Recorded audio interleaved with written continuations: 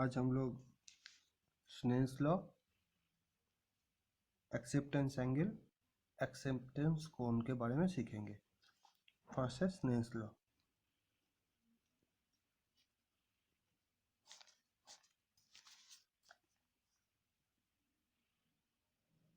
दो मीडियम है,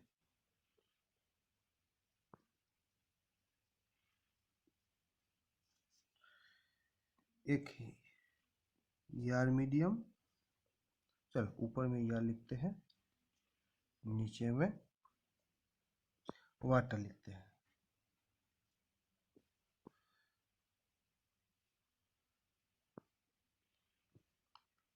ये क्या है?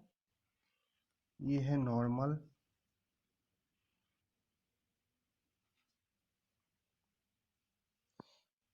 ये है दोनों मीडियम का जॉइंट, इंटरफेस दोनों मीडियम का। जब लाइट रे, मानो कि वाटर से लाइट रे यार मीडियम पे पास हो रहा है,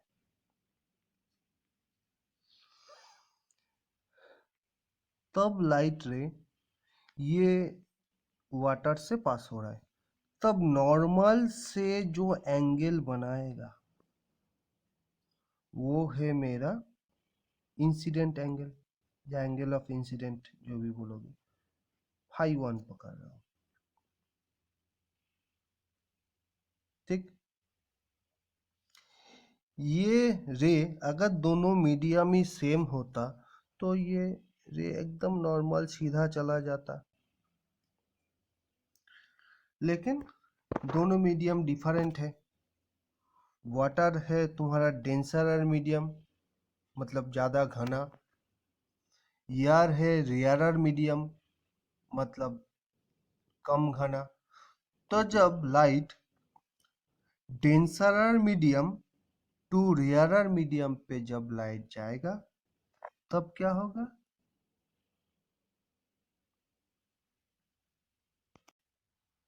तब लाइट क्या होगा? ये नॉर्मल से दूर चला जाएगा, दूर चला गया।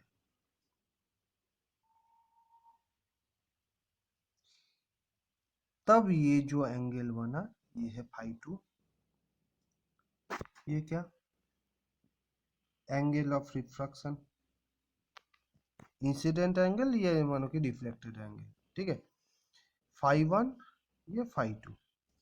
तो अकॉर्डिंग टू स्नेल्स लॉ,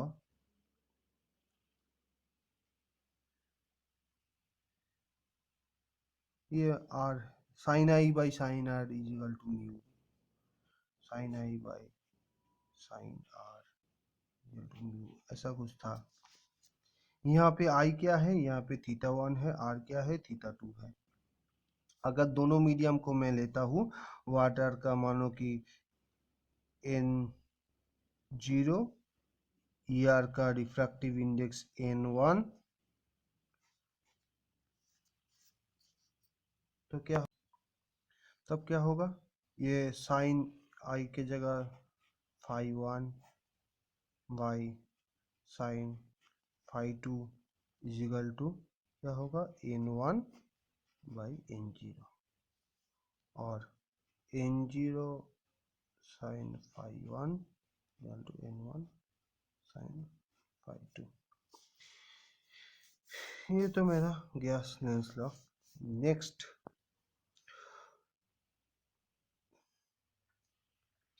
जब लाइट, पहले में क्या किए थे? Denser medium to rarer medium में पास किए थे। अभी मैं क्या कर रहा हूँ? Rarer medium to denser medium पे पास करूंगा। ये है एयर, ये है वाटर। ये लाइट रे है, ये नॉर्मल है, ये दोनों मीडियम का interface, air medium water medium का इंटरफेस। जब light rarer medium to denser medium में पास करेगा तो according to Snell's law light normal के तरफ चलाएगा। ये है मेरा phi 2, ये है phi 1। अगर लाइट का पाथ ये है, नॉर्मल के तरफ चलाया लाइट, ठीक।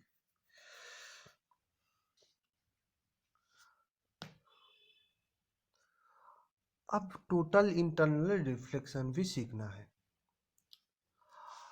टोटल इंटरनल रिफ्लेक्शन कब होगा? चलो करते हैं। ईआर मीडियम, ये मानो कि ग्लास मीडियम,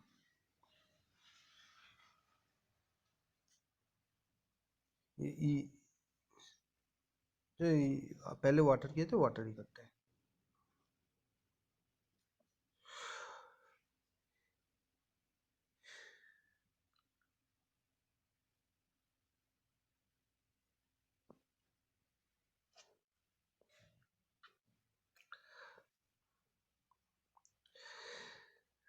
जब एंगल ऑफ इंसिडेंस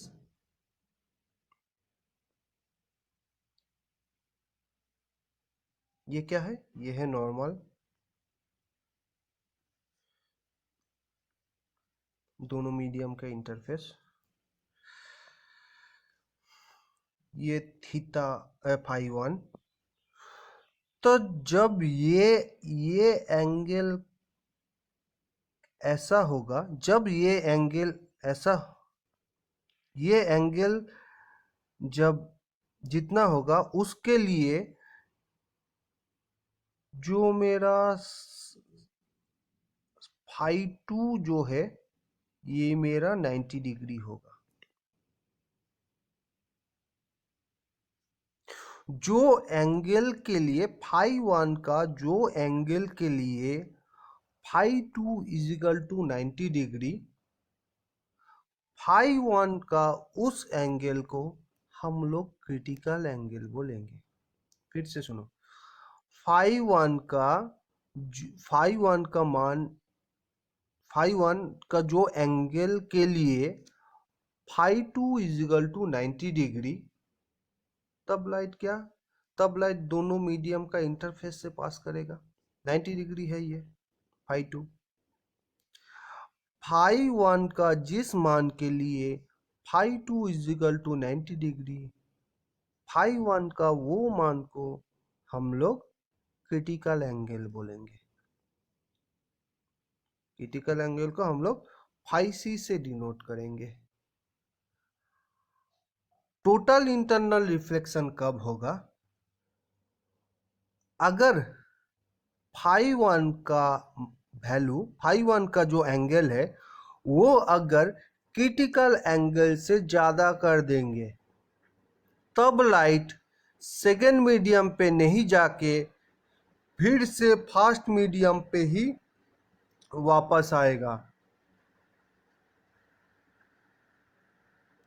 इस कंडीशन को हम लोग टोटल इंटरनल रिफ्लेक्शन बोलते हैं। क्या बोले? phi 1 का जो वैल्यू, phi 1 का जो एंगल है वो अगर क्रिटिकल एंगल से ज्यादा कर देंगे, तो जो मेरा रिफ्लेक्टेड लाइट है वो मेरा सेकेंड मीडियम में नहीं जाएगा, वो फिर से पहला मीडियम पे ही वापस आएगा। इसी इसी इंसिडेंट को हम लोग टोटल इंटरनल रिफ्लेक्शन कहते हैं। लाइट तो फिर से प्रीवियस मीडियम पे ही वापस आ गया। अब देखते हैं एक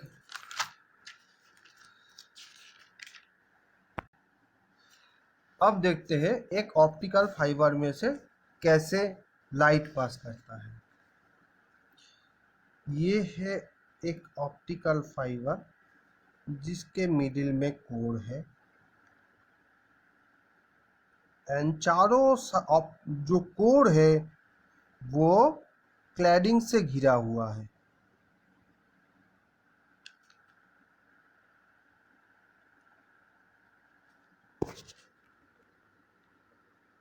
कोर जो है वो क्लैडिंग से घिरा हुआ है। इसी को ही हम लोग साइड व्यू करते हैं। फ्रंट व्यू कैसा रहेगा, इस तरफ से अगर देखेंगे तो मिडिल में कोर एंड चारों साइड में क्लैडिंग, मिडिल में कोर। साइड व्यू जब देखेंगे तब ऐसा मुझे दिखेगा।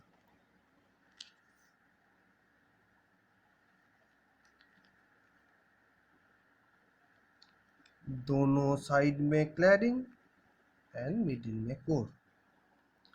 इसका एक्सिस 4 ऐसा है।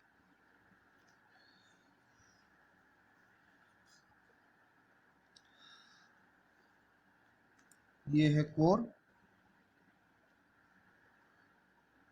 जिसका रिफ्रैक्टिव इंडेक्स है, मानो ग्लास, जो ग्लास कोर है उसका रिफ्रैक्टिव इंडेक्स है 1.5, और ये भी ग्लास क्लैडिंग है, उसका रिफ्रैक्टिव क्लैडिंग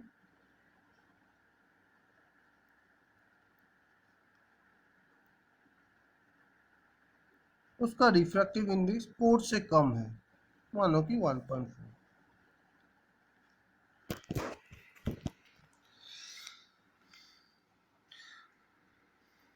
जब लाइट ऑप्टिकल फाइबर में हम लोग लाइट को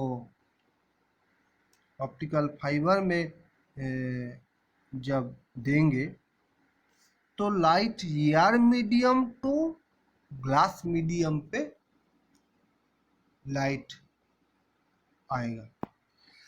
तो ये क्या है, एयर मीडियम। एयर का जो रिफ्रैक्टिव इंडेक्स है वो क्या है, 1। तो एक चीज देखो, ये है रेयरर मीडियम, ये डेंसरर मीडियम। तो light rarer air to glass medium पे लाइट ट्रैवल करेगा। चलो,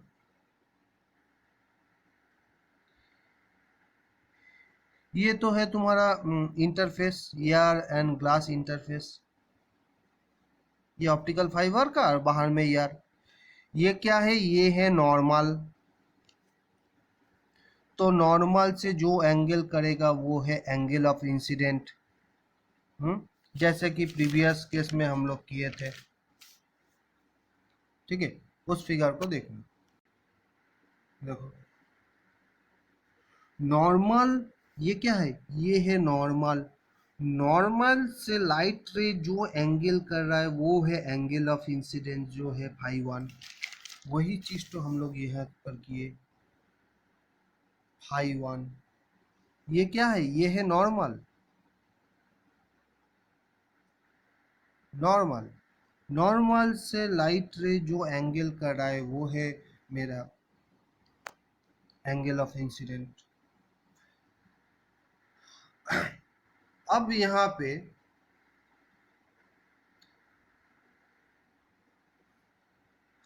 अगर φ1 का वैल्यू यहाँ पे ही क्रिटिकल एंगल से ज्यादा हो जाएगा तो ये लाइट रे जो है वो ऑप्टिकल फाइबर में नहीं घुसेगा। तो φ1 का वैल्यू क्रिटिकल एंगल से यहाँ कम होना चाहिए। अगर φ1 का वैल्यू क्रिटिकल एंगल से कम होगा तब लाइट दूसरा जो मीडियम है उसमें ट्रेवल करेगा। तो लाइट रे जब rarer medium to denser medium में ट्रैवल करता है तब लाइट रे क्या करता है, तब light ray bends towards normal. जब light ray rarer medium to denser medium में प्रवेश करता है तब लाइट रे नॉर्मल के तरफ बेंड हो जाता है। ऐसे बेंड हो गया, ऐसे ट्रैवल करना चाहिए था, लेकिन जेहेतु ये दूसरा मीडियम है तब ये है नॉर्मल, नॉर्मल के तरफ मेरा बेंड हो गया लाइट वेव। अब देखो, लाइट, मेरा जो लाइट इंसिडेंट लाइट है वो air medium to glass medium में प्रवेश कर गया है। अब यहाँ पे देखना होगा, ये जो इंटरफेस है, ये देखो, ये क्या, ये कोर इंटरफेस और ऊपर में क्लैडिंग इंटरफेस।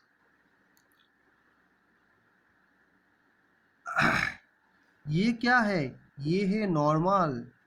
चलो इसका नाम देते हैं नॉर्मल ए, इसका नाम देते हैं नॉर्मल बी। तो नॉर्मल से जो बनाएगा एंगल वो है मेरा φ1। अगर φ1 का वैल्यू φc से ज्यादा होगा तब लाइट फिर से प्रीवियस मीडियम पे ही वापस आएगा। मुझे तो वही चाहिए। लाइट तो क्लैडिंग में पास कराना नहीं है, लाइट तो कोर में ही कॉन्फाइन रखना है। इसीलिए मैंने इस एंगल को ऐसा सेट किया, φ1 को ऐसा सेट किया ताकि ये जो एंगल बना मेरा, ये एंगल ग्रेटर देन φc हो। अगर ये एंगल ग्रेटर देन φc होगा तब लाइट रे फिर से प्रीवियस मीडियम पे ही वापस आएगा। टोटल इंटरनल रिफ्लेक्शन हो गया। फिर से यहाँ पे नॉर्मल। नॉर्मल क्यों? क्योंकि यहाँ पे फिर से कोर क्लैडिंग इंटरफेस, नॉर्मल सी। फिर से ये normal angle greater than φc करेंगे हम लोग ताकि ये लाइट फिर से कोर में ही रिफ्लेक्ट करे। तो लाइट रे देखो ऐसे करके कोर से ट्रैवल कर रहा है। तो ये हुआ टोटल इंटरनल रिफ्लेक्शन।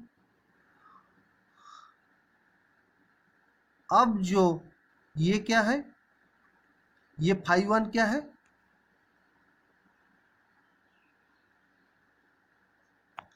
φ1 है एक्सेप्टेंस एंगल, मतलब लाइट, ये जो सॉरी एक्सेप्टेंस एंगल, ये है incident angle, light incident angle. अब ये जो एंगल है इसको अगर फिर से ऐसा करोगे, उस साइड में भी वैसा ही करोगे, तो ये जो टोटल एंगल बना ये क्या है, ये है एक्सेप्टेंस एंगल।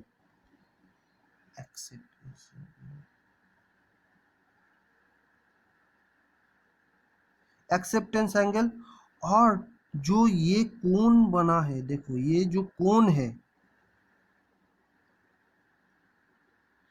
ये कोण है मेरा एक्सेप्टेंस कोण।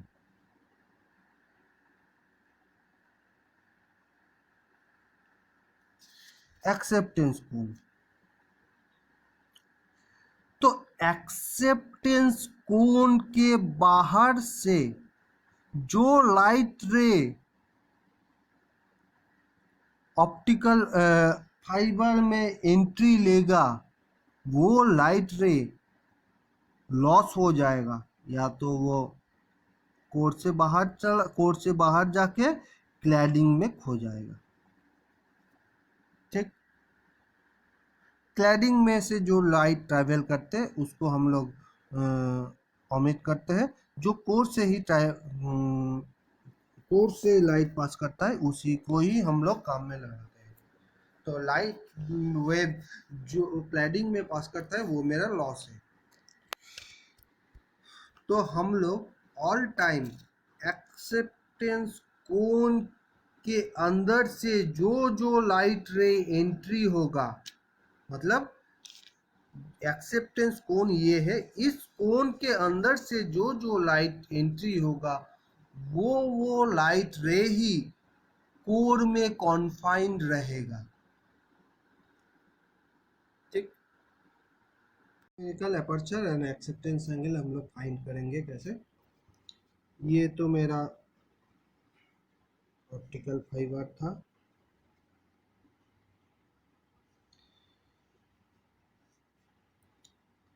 ये मेरा क्लैडिंग N2, ये N1 है कोर, N0 है ER का refractive index, ER core cladding.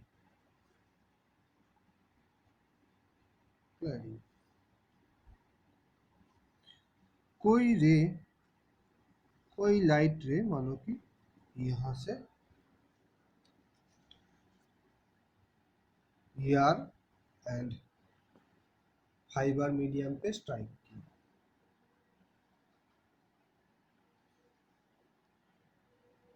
क्या है नॉर्मल ए,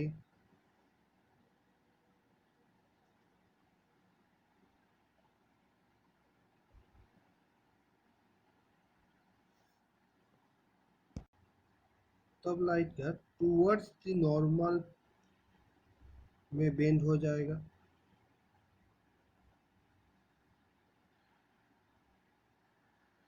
यहाँ पे फिर से टोटल इंटरनल रिफ्लेक्शन होके इस साइड पे, तो ये नॉर्मल है। ये क्या extern angle of incident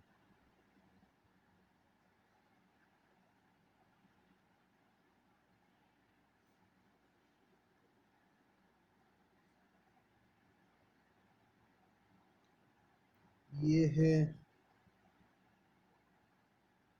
critical angle से ज़्यादा एंगल। ये है internal angle of incident. External angle of incident को मैं फाई इन मान रहा हूँ, इसको फाई इन नाम दिया। Phi in angle of incidence phi in, और ये जो है ये फाई सी। ये मैं एक नॉर्मल ड्रॉ किया, नॉर्मल को ही, ये है 90 डिग्री, इसका नाम दिया हूँ फाई वन। तो applying Snell's law, N0 here sin phi in is equal to N1 sin theta 1, phi 1 sin phi 1।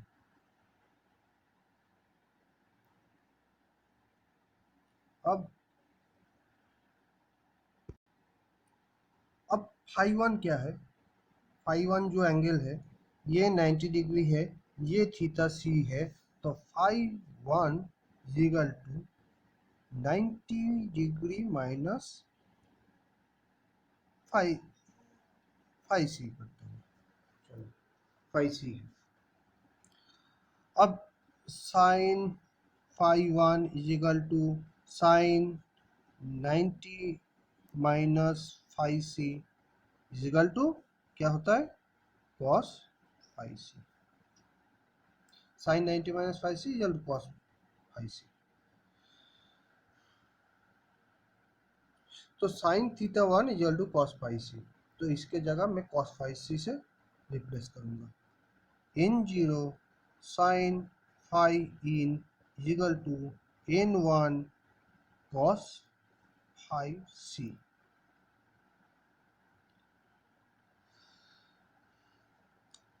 अब cos phi c का वैल्यू क्या होगा, यहाँ पे एक चीज देखो, यही फिगर को मैं यहाँ पे ड्रॉ कर रहा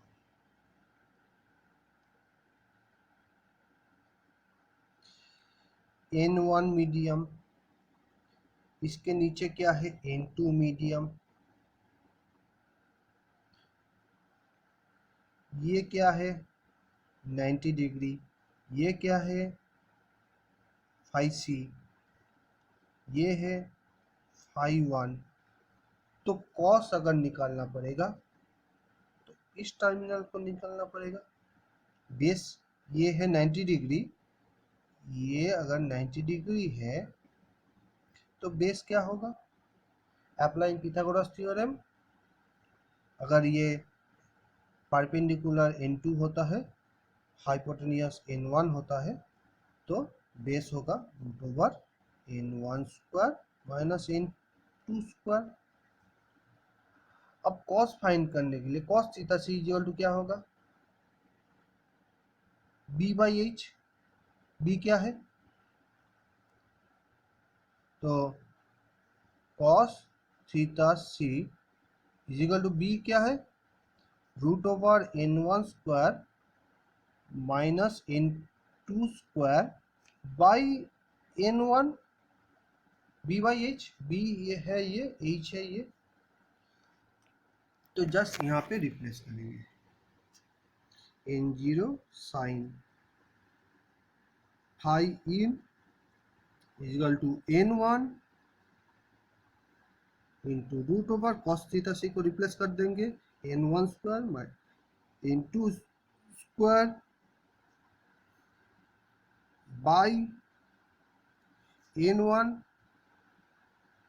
तो अगर इस N0 को यहाँ ले देता हूँ मैं, तो यहाँ से काट दूंगा, तो यहाँ पे N0 कर दूंगा, तो N1 कट गया, तो sine phi in is equal to root over N1 square minus N2 square by N0।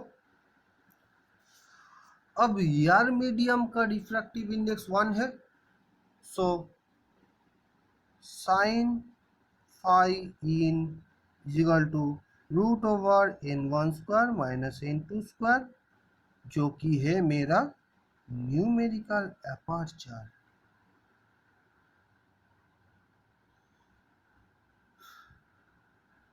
ठीक है, न्यूमेरिकल अपर्चर को ऐसे फाइंड करेंगे। और एक्सेप्टेंस एंगल क्या है, थीटा इन है। थीटा इन को कैसे फाइंड करेंगे, थीटा इन, तो यहाँ से क्या लिखे, यहाँ से किए थे sine phi in equal to root over N1 square minus N2 square, ठीक है, बाई N0 था। तो साइन वही उसी को लिख लेते, sine phi in equal to root over N1 square minus N2 square by N0 था। तो phi in equal to sine inverse root over N1 square minus N2 square. N0 तो 1 ही है, तो छोड़ दो उसको। तो ये है मेरा एक्सेप्टेंस एंगल एंड ये है मेरा न्यूमेरिकल अपर्चर। ठीक है, एक्सेप्टेंस एंगल का डेफिनेशन, न्यूमेरिकल अपर्चर का डेफिनेशन नोट में दिया हुआ है, उसको अच्छी तरह से पढ़ लेना।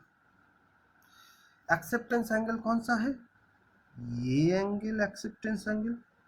ठीक है, अगर एक्सिस ये क्या है, ये है नॉर्मल, अगर इसी तरफ और एक राउंड ऐसे घुमा दूं तो ये एक्सेप्टेंस कोण हो जाएगा।